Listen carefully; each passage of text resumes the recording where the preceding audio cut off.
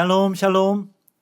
전 세계에 계신 브레드 TV 시청자 여러분, 저는 여러분들과 함께 하나님의 말씀인 토라 포션을 나눌 한세사람 교회 강대위 목사입니다. 이번 주의 토라 포션의 제목은 르에입니다. 본문은 신명기 11장 26절에서 16장 17절까지의 말씀이고요. 이 르에라고 하는 것은 보라라는 뜻입니다. 보라라고 하는 것은 이제 오늘 신명기 11장 26절의 본문에 생략되어 있는 그 앞에 나온 한 단어입니다. 그래서 내가 오늘 복과 저주를 너희 앞에 두나니, 그래서 복과 저주에 대하여서 보라라고 말씀을 하십니다. 이 보라라고 하는 말씀은 우리가 지난번에 쉐마 이스라엘에서 들으라라고 하는 말씀에서는 순종에 대한 그러한 명령을 주시는 것이고요. 보라라고 하실 때에는 분별에 대한 명령을 주십니다. 그래서 무엇이 복이고 무엇이 저주인지를 이제 자세히 주의 깊게 살펴보라라는 뜻입니다. 그리고 숙고하라, 또 분별하라, 또 아주 주의를 기울여서 보라라고 하는 것입니다. 우리가 생각하는 복과 저주의 어떤 통념들이 있습니다. 복이라고 하는 것이 재물이 많고 건강하고 하는 일들이 평안하고 이런 것들을 이제 복이라고 생각을 할 수가 있겠습니다. 그러나 성경에서 하나님께서 말씀하시고 있는 복과 저주는 무엇인가?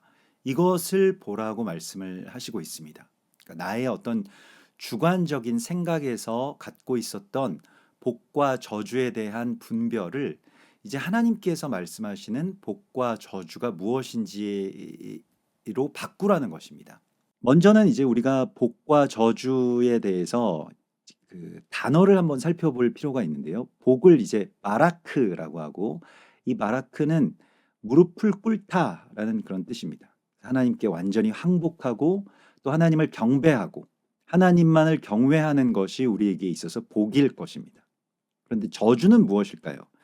저주는 카레라라고 해서 칼날, 카레라 이러한 것이 이제 어떤 사람 또 어떤 대상을 욕되게 하다, 욕하다, 저주하다 이런 뜻이기도 한데 그 어원적인 의미를 살펴보자면 가벼이 여기다라는 뜻입니다. 바라크라고 하는 것은 우리가 영광을 또 하나님을 높여드리고 또 무겁게 여기는 것이죠. 저주는 그걸 가볍게 여기는 것입니다. 무엇이 저주냐면 하나님의 말씀, 언약, 계명 이런 것들을 하찮게 여기고 가볍게 여기는 것이 저주입니다. 그것의 가치를 잘 두지 않고 또 가치를 모르면서 살아가는 것이 저주라고 할 수가 있겠습니다. 오늘 하나님께서는 우리에게 하나님이 말씀하시는 복과 저주에 대하여서 우리에게 새로운 시각을 열어주십니다. 복을 받기 위해서 우리에게 무엇을 명령을 하시는데 그것이 무엇이냐면 너희가 내 하나님 여호와께서 내가 가서 차지할 땅으로 너를 인도하여 들이실 때에 그 가나안 땅으로 우리가 들어가서 어디부터 가느냐? 너는 그리심산에서 축복을 선포하고 에발산에서 저주를 선포하라. 그리심산과 에발산이 보이는 곳으로 가라고 말씀을 하시고 있습니다. 그래서 그리심산에 올라가고 또 에발산에 올라가라 라고 말씀을 하시는데요. 이 그리심산과 에발산이 보이는 그 지역이 어디냐면 세겜입니다. 이 세겜으로 가라고 말씀을 하시고 있는 것입니다. 세겜은 굉장히 신비한 비밀을 간직하고 있는 땅인데요. 11장 31절에서 너희가 요단을 건너 너희의 하나님 여호와께서 너희에게 주시는 땅에 들어가서 그 땅을 차지하려 하나니 반드시 그것을 차지하여 거기 거주할지라. 그 땅이 어디냐면 세겜 땅입니다. 그러니까 세겜 땅을 반드시 차지하고 거기에 거주하여서 축복의 그리심산과 저주의 에발산을 바라보는 바로 그 위치로 가서 서라고 말씀을 하시고 있습니다. 이스라엘 백성들의 조상인 이 아브라함이 가나안 땅에 처음 들어갔을 때에 도착한 곳이 바로 세겜 땅 모래 상수리 나무 아래입니다. 창세기 12장 6절에 보면 여호와께서 아브라함에게 나타나 이르시되 내가 이 땅을 네 자손에게 주리라 하신지라. 아브라함이 그곳에서 제단을 쌓고 이렇게 되어 있습니다. 그래서 하나님께서 이스라엘 백성들에게 이 세겜 땅을 줄 것이라고 약속을 하십니다. 그럼 세겜 땅을 왜 주신다고 약속을 하시냐면, 자, 세겜 땅이 바로 복과 저주의 그 갈림길, 그 기로에 있는 땅이고요. 거기서 우리가 복으로 나아가기 위해서 무엇을 어떻게 해야 되는지를 알려주신 땅입니다. 그래서 훗날에 가면 이제 요셉이 세겜 땅에서 형들에게 팔려서 애굽 상인들에게, 그 미디안 상인들에게 팔려서 애굽 땅으로 가게 되죠. 그리고 야곱은 나중에 요셉과 재회했을 때 야곱의 유언, 야곱의 축복에서 요셉에게 내가 너희 형제들보다 너에게 세겜 땅을 더 주노니 이렇게 이야기를 합니다. 장자의 몫으로서 이제 갑절의 축복을 받게 되는데 요셉이 세겜 땅을 더 받습니다. 그래서 요셉이 자기 유고를 출애굽할 때 가지고 나아가서 세겜 땅에 장사해 달라고 부탁을 하죠. 그 세겜 땅이 어디냐면 요한복음 4장 5절에 보면 그 사마리아 여인을 만난 곳이 세겜 땅입니다. 사마리아에 있는 수가라 하는 동네에 이르시니 야곱이 그 아들 요셉에게 준 땅이 가까운 곳, 바로 그곳이 그 사마리아의 수가성, 또 거기에 세겜에 예수와께서 가셔서 이제 이방 여인인 이 사마리아 여인에게 예배를 열어주신 바로 그러한 곳이죠. 그게 바로 세겜의 이야기입니다. 그런데 세겜은 또 하나의 스토리가 있는데 야곱 때에 야곱의 딸 디나를 하몰의 추장의 그 이 아들이 연모하여서 이제 디나를 사랑하여서 그 이 세겜에서 자신들이 다 할례를 받고 그렇게 그 누워 있을 때에 이제 레위와 시므온이 이제 칼을 차고 들어가서 그들을 다 죽인 곳이죠.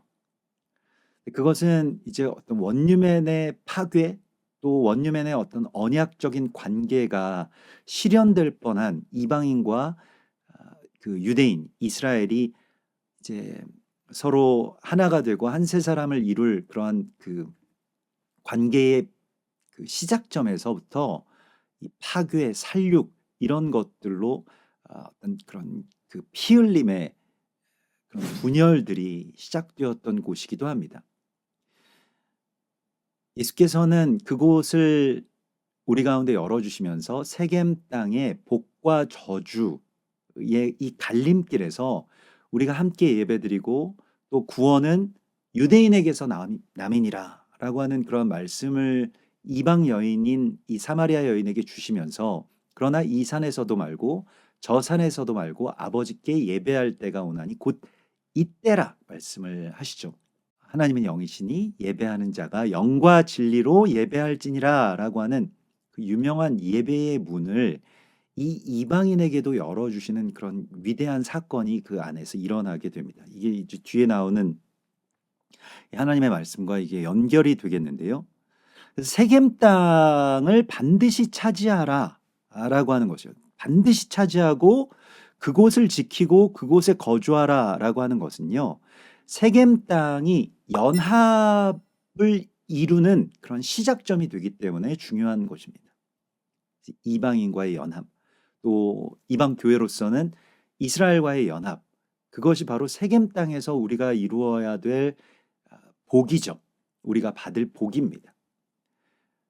그래서 한 세 사람의 복, 이것이 이제 세겜 땅에 서려 있는 그런 어떤 그 감춰져 있는 비밀이라고 할 수가 있겠고요. 이것을 반드시 차지하라고 주께서 말씀을 하신 이유가 바로 거기에 있는 것입니다. 이러해야만 하나님의 언약의 문이 열리게 되는 것이죠. 신명기 12장으로 넘어가면 하나님께서 그 이름을 두시려고 택하신 곳으로 너희가 와서 예배를 드리고 와서 제물을 바치고 와서 11조를 드리라, 중앙 성소 사상이라고 해서 예루살렘으로 가서 예배를 드려야만 한다라고 하는 것입니다. 그것은 무슨 의미를 가질까요? 예루살렘 자체가 거룩한 성지이기 때문이기도 하지만 내가 있는 자리로 하나님이 오시는 그런 신앙이 아니라 하나님이 계시는 곳으로 내가 가는 신앙은 자기 중심적인 어떤 생각, 자기의 소견, 자기 입장에서 하나님을 믿고 하나님의 도우심을 바라고 계속 받기만 하는 신앙에서 이제 하나님의 마음, 하나님의 언약, 하나님께서 그 이름을 두시려고 택하신 곳을 향해서 내가 나아가는 나 중심적인 세상에서 하나님이 중심이 되시는 세상으로 나아가는 것을 말합니다. 이게 복이라는 겁니다. 내가 나를 본연으로 한, 나를 본위로 한 그러한 복이 아니라 하나님께로 나아가는 것이 나의 복이고 나의 자유라는 거예요. 그래서 신명기 12장 8절에서도 우리가 오늘 여기에서는 각기 소견대로 하였거니와 너희가 거기에서는 그렇게 하지 말지니라. 너희는 너희 하나님 여호와께서 자기 이름을 두시려고 택하실 그곳으로 내가 명령하는 것을 모두 가지고 갈지니 곧 너희의 번제와 희생과 11조와 너희 손의 거제와 서원하는 모든 아름다운 서원물을 가지고 그곳으로 나아가라. 너는 삼가서 내게 보이는 아무 곳에서나 제사를 드리지 말라고 말씀을 하십니다. 그래서 내가 원했던 또 나의 어떤 중심적으로 내 삶의 자리로 하나님께서 찾아오시는 그러한 신앙의 단계에서 이제 하나님의 언약을 향해서 내 삶이 이동되는 그렇게 나아가는 그러한 삶으로 주님께서 우리를 초대하고 계신 것입니다. 실은 이것이 우리가 한 세 사람의 언약을 받는 것과 연결되어 있죠. 그래서 전에는 내가 복 받으면 그만이라고 생각했던 그런 신앙에서 떠나서 하나님이 지금 어떤 언약을 성취하고 계신가? 또 그것을 위해서 나는 무엇을 해야 되는가? 하나님 아버지의 마음은 어떠하신가? 이런 것들을 이제 알게 되는 어떤 면에서는 영적으로 좀 철이 드는 것이라고 할 수가 있겠는데요. 그래서 내 중심이 되는 곳을 성소로 삼지 않고 하나님의 이름과 언약을 중심으로 해서 그 성소를 향해서 내가 나아가고 움직이는 것. 그래서 내 삶에 분주하고 바쁘고 또 나의 입장에서만 그 중요했던 그런 모든 일과 또 그런 자리를 떠나서 하나님이 계신 곳으로 나아가는 것, 그것이 바로 내 이름을 하나님께서 그 이름을 두려고 택하신 곳으로 와라라고 말씀을 하시는 것입니다. 그래서 너희가 오라고 말씀을 하십니다. 하나님이 물론 우리에게 오실 수 있지만은 우리가 하나님께로 나아가는 것, 이게 굉장히 중요한 것입니다. 그래서 우리가 이 여름철에 예전에 그 중고등부 학창 시절 때 그 수련회를 가면 은혜를 받잖아요. 수련회에 가면 은혜를 받는 이유가 무엇입니까? 그냥 매주 하나님께서 우리에게 찾아오실 수 있지만 내가 내 삶의 자리에서 또 내 생활에서 내 일상에서 그 자리를 떠나서 하나님이 계신 곳을 향해서 나아간다라고 하는 이 이동의 어떤 축이 바뀌는 그런 지점에서 은혜가 열리게 되는 것입니다. 그러하기 때문에 우리가 나의 어떤 자리를 이제 하나님의 계신 곳을 향해서 나아가는 그런 순종, 이동 이러한 것이 우리에게 복을 열어주는 것이라고 말씀을 하시고 있습니다. 이게 복이죠. 그리고 신명기 14장에는 이제 음식 규례들에 대해서 이렇게 쭉 나오는데 레위기 11장에 나온 그 코셔 음식 규례들에 대해서 말씀을 하시죠. 근데 너희는 거룩한 백성이기 때문에 이제 가증한 것들을 먹음으로써 너희 자신을 더럽히지 말라라고 이렇게 말씀을 하십니다. 그런데 그러한 것들에 대하여서 이방인들에게는 어떻게 해야 되냐면 이방인들에게는 그런 것들을 먹는 것이 가하니라. 신명기 14장 21절에 그런 말씀이 나오면서 너는 염소 새끼를 그 어미의 젖에 삼지 말지니라 이런 말씀을 주시는데요.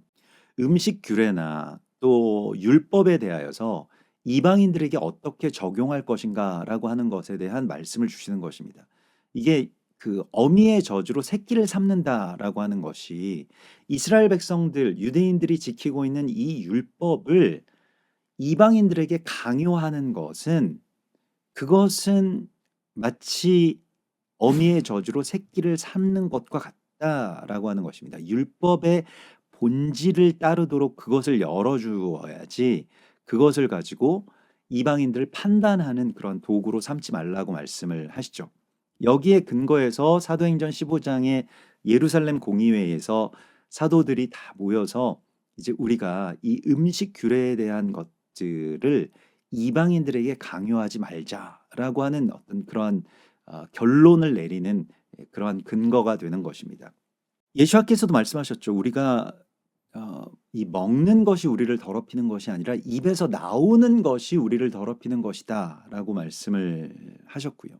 이제 뒤에 이어지는 복에 대한 말씀은 무엇이냐면 이제 저주가 뭐 먹는 것 또 그 잘못된 어떤 행실 이러한 것들을 통해서 저주가 들어오는 것이 아니라 우리가 하나님의 말씀과 율법을 온전하게 지키지 못하면 저주가 우리에게 들어온다라고 하는 것입니다.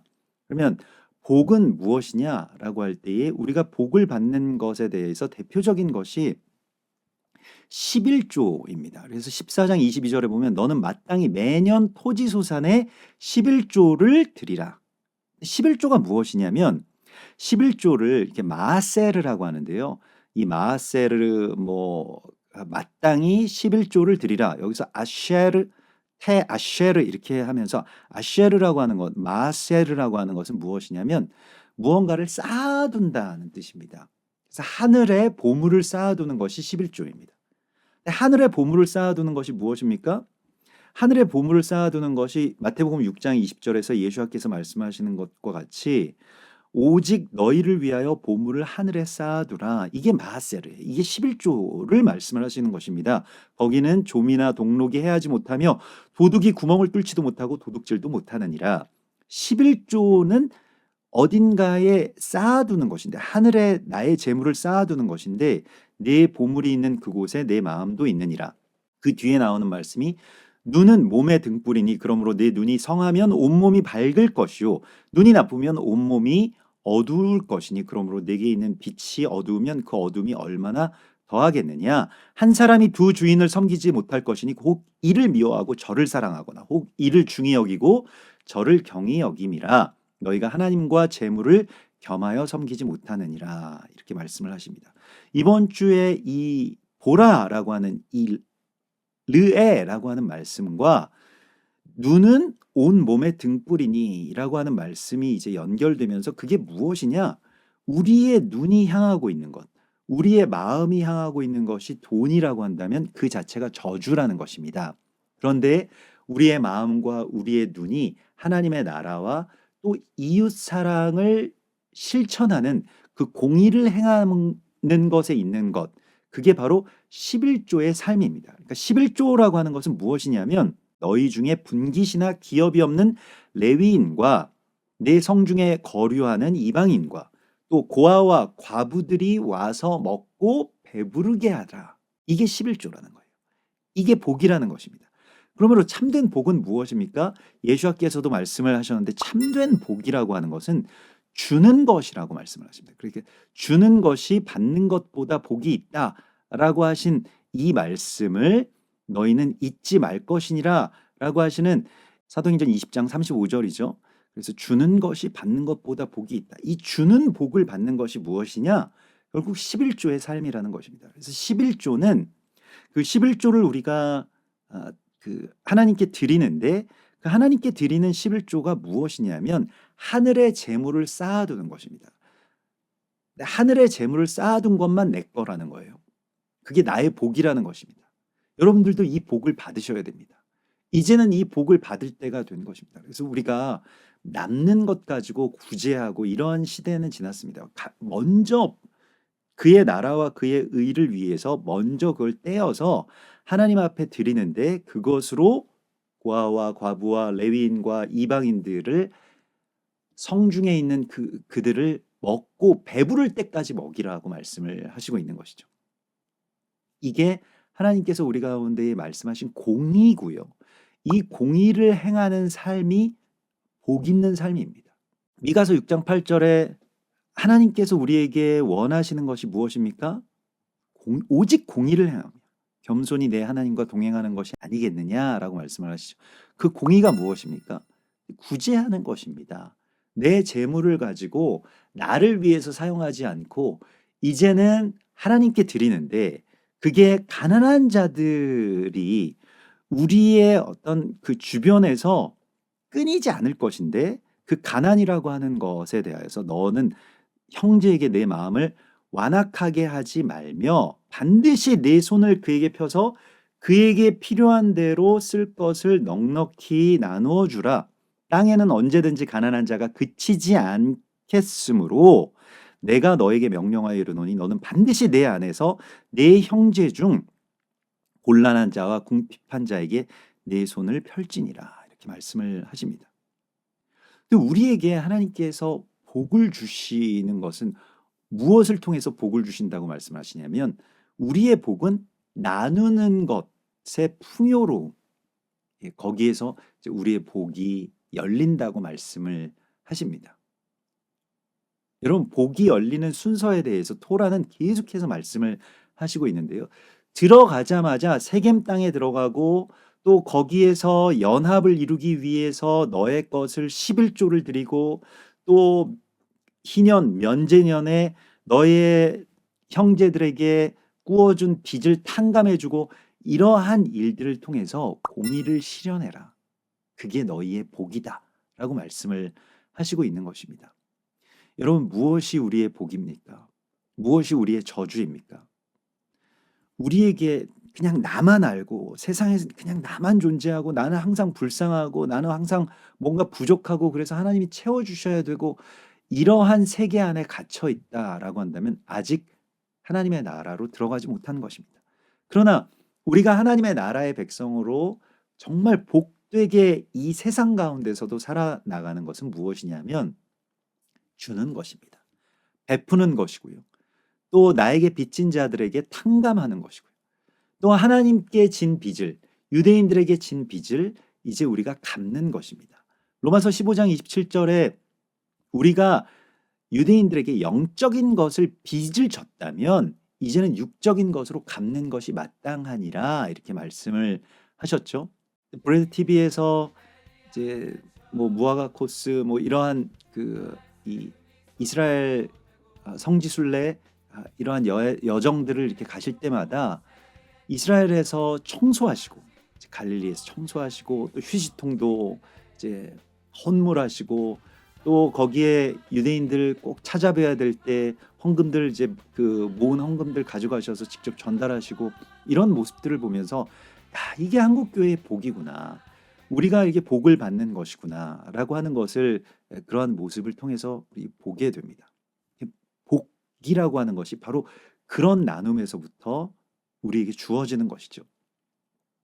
그래서 육적인 것으로 또 실질적인 것으로 유대인들을 섬기고 그들이 우리에게 말씀을 전수하고 영적인 어떤 뿌리가 되었던 것에 대해서 우리가 이제 빚을 갚는 그러한 복을 받을 차례입니다. 우리 앞에 지금 복과 저주가 놓여져 있는데 하나님께서는 그 복을 향해서 가는 길을 우리에게 보여주셨습니다. 그래서 이번 한 주 동안 하나님이 주신 보라 너의 앞에 복과 저주가 있다 라고 말씀을 하신 그 말씀 따라서 정말로 복된 그리심산을 향해서 올라가는 축복의 사람들이 되시기를 소망합니다.